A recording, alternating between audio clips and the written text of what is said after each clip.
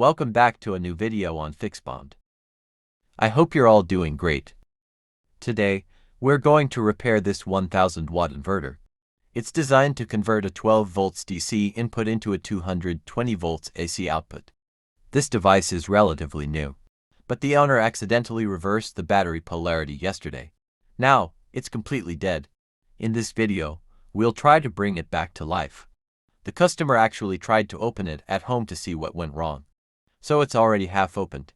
We'll just finish the job. Once we remove the covers on both sides, the internal circuit slides out. Notice the MOSFETs on one side. They are secured to the aluminum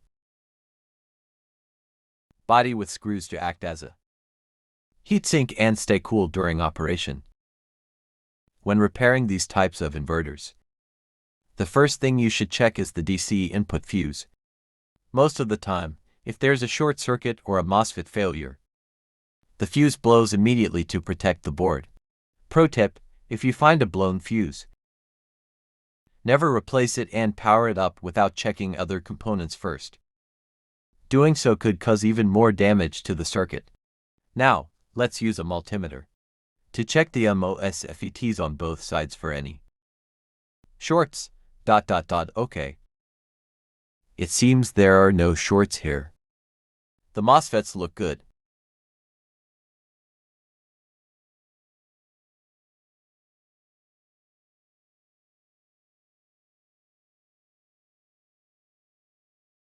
In these small portable inverters, the common culprits are usually shorted MOSFETs, a faulty microcontroller IC, or simply a blown fuse due to overload.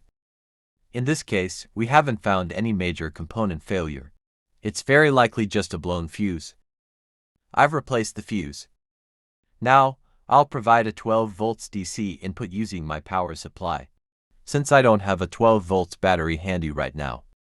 I'll solder the positive and negative leads of my power supply directly to the BATTRY cable terminals for testing.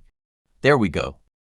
After applying the 12 VDC supply, the inverter is working perfectly. We were lucky only the fuse was blown, and the rest of the components are fine.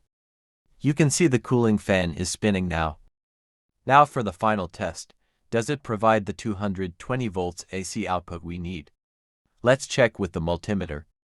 As you can see, we have a perfect 220 volts AC output. That's it for today's video. Thanks for watching until the end. If you enjoy watching repair videos like this, don't forget to subscribe to the channel.